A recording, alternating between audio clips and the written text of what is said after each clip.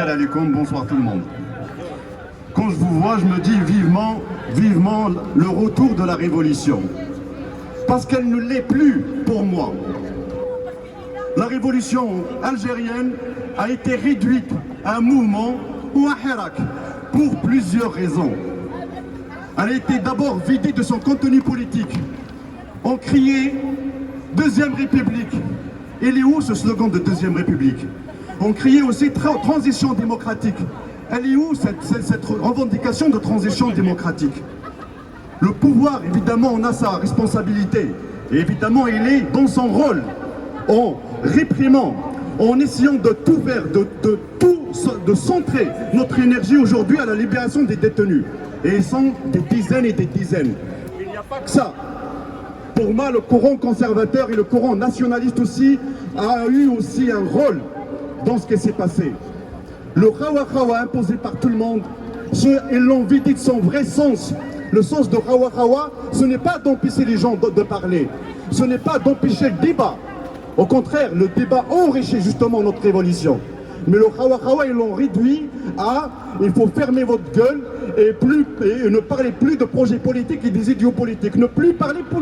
On n'était pas, on dansait pas du raga, on ne dansait pas de la salsa. On a fait une révolution, on voulait le changement radical du système. C'est un changement politique du système. Donc on faisait de la politique, nous empêcher de parler, réduire la révolution à un mouvement, réduire même le mouvement à une science de Hawa Hawa, et Hawa Hawa qui veut dire normalement accepter l'Algérien avec toute sa différence. C'est ça l'algérianité que nous défendons tous. Sinon ce serait quoi l'algérianité? L'identité algérienne dont tout le monde en parle. Mais il n'y a pas que ça. Il y a le courant nationaliste qu'au nom du maintien d'une hégémonie du mouvement, on tout fait pour que le mouvement, la révolution ne soit plus une révolution d'idées, une révolution de liberté. Mais il n'y a pas que ça. Il y a aussi les islamistes, et je sais que beaucoup n'en parlent pas. Beaucoup n'en parlent pas. Il y a les islamistes qui jouent aussi un grand rôle dans ce qui s'est passé aussi. Et là, moi je ne mâche pas mes mots. Je veux parler aujourd'hui de Rachet, le mouvement Rachet. Le mouvement Rachet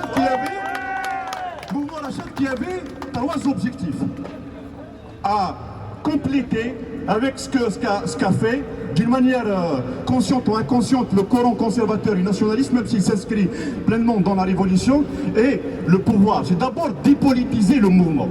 Dépolitiser le mouvement, ce qui est très grave. D'où la disparition d'un contenu politique de la révolution. De deux, casser tout ce qui est structuré. Et comme par hasard, c'est aussi une pratique du pouvoir. Casser tout ce qui est organisé, casser tout ce qui est politisé, et surtout casser tout ce qui est démocratique et réellement progressiste. Parce que quand on dit progressiste, on dirait qu'on a inventé quelque chose. On voulait inventer un projet politique à l'Algérie. Le progressisme, c'est l'algérianité. C'est l'Algérianité dans toute sa diversité, dans toute sa pluralité. C'est l'Algérie de 2020. Ce n'est plus l'Algérie de il y a cela 20 000 ans. Ce n'est plus la même chose. C'est l'Algérien et l'Algérienne qui aspire à vivre comme tout le monde, à vivre dans la dignité et vivre sa citoyenneté, son algérianité de plus normalement du monde, dans la liberté, dans le respect de l'autre aussi. Donc, en s'attaquant au parti et au mouvement démocratique et progressiste, et je l'ai dit depuis très longtemps, il voulait aussi s'attaquer aux porteurs de projets, aux viseurs d'idées. Donc s'attaquer, casser tout ce qui est projet démocratique et progressiste, essayer de dépolitiser. Ils ont réduit le mouvement à des histoires d'enquête. Qui a couché avec qui a embrassé qui a rencontré qui. C'est comme si avec cela qu'on va bâtir l'Algérie de 2020. Quand je dis aussi s'attaquer aux viseurs d'idées, s'attaquer aux progressistes, s'attaquer à ceux qui leur ont fait face, notamment dans les années 90. Nous n'avons pas la mémoire courte. Moi, je ne suis pas le Maghrébia qui a tout fait pour qu'une partie de la population oublie qui étaient les assassins d'hier. Les militaires sont responsables. Quand on dit l'Algérie madaniya, mati askariya, mati islamia aussi. Parce que ni l'autre n'est démocratique. Ni l'un, ni l'autre est démocratique. Ni l'un, ni l'autre n'ont jamais ouvré pour que l'Algérie d'aujourd'hui soit l'Algérie de tout le monde et pas d'une partie de la population.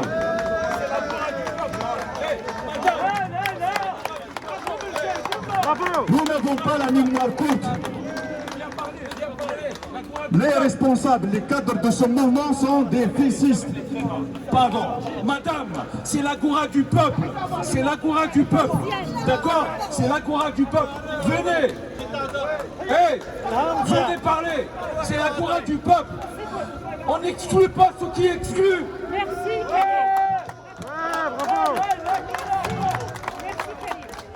Nous n'avons pas la mémoire courte.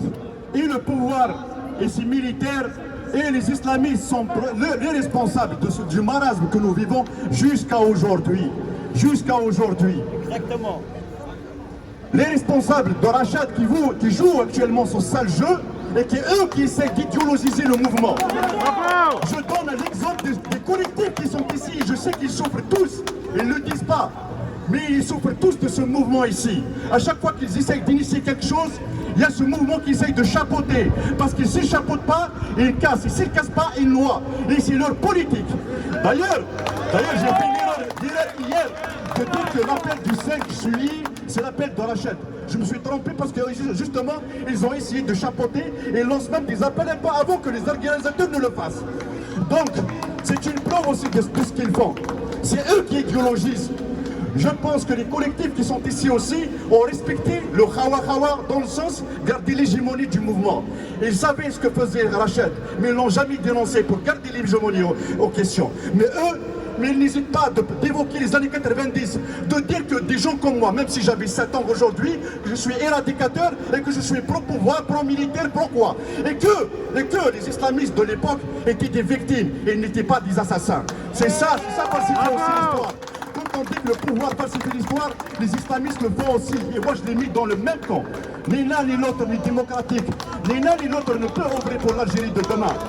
Et nous devons refuser, nous qui croyons à la révolution algérienne, d'être les subordonnés du Qatar et d'Erdogan. Je vous donne l'exemple de la Tunisie. Quand Saïd El-Khaïs, il a refusé la demande d'Erdogan de l'aider à envahir la Libye. Vous savez qui a pris ses valises pour y aller chercher Erdogan? Et c'est le Renouchi du mouvement des Ikhwan Muslimin. On a eu l'expérience en Tunisie, ils ont pris la Tunisie pendant 2 ans. Et pendant ces 2 ans, il y a eu une naissance d'un mouvement terroriste en Tunisie qu'ils ne voulaient pas abattre. Pourquoi? Parce que les islamistes, ce sont deux, tous les deux sont islamistes.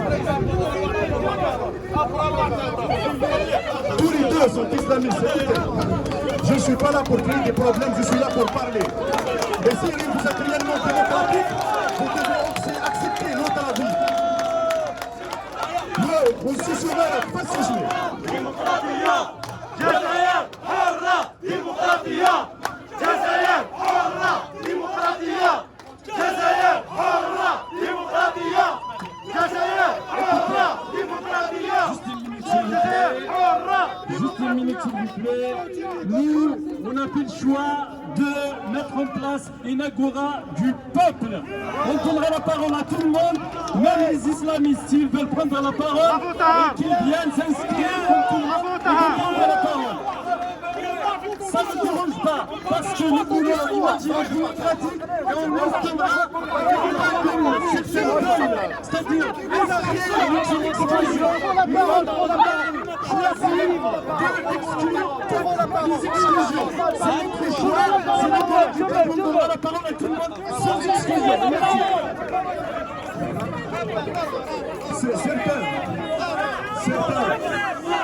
Certains d'entre eux ont dénoncé la question d'hier, ils veulent faire la même chose aujourd'hui. Ils veulent nous empêcher de parler.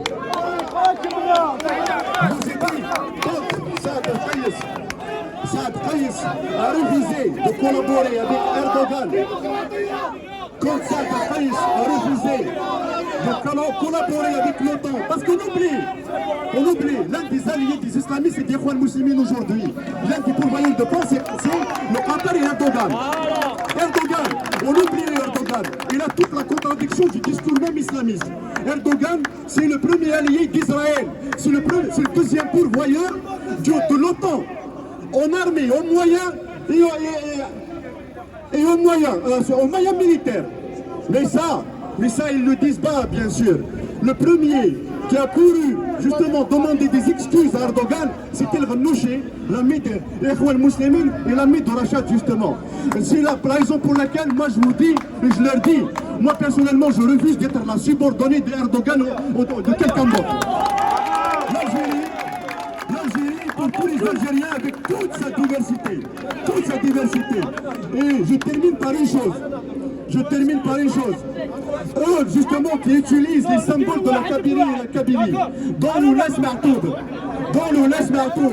Eux, les ennemis d'hier, les assassins d'hier, les ennemis de l'UNES aujourd'hui, ils exploitent ces images pour infiltrer la Kabylie. Parce qu'ils savent une chose, que pour exister réellement et politiquement en Algérie, si vous avez la Kabylie, vous le ferez, vous le serez. Sans la Kabylie, vous ne le serez pas. Et j'utilise tous les moyens populistes. Moi, je leur dis une chose. Ni la Kabylie sera islamiste, ni l'Algérie sera islamiste, ni la République ne sera islamiste aussi. Ça sera pour les Algériens dans toute leur diversité. Merci. Madaniya, Mati Askariya, Mati Islamiya.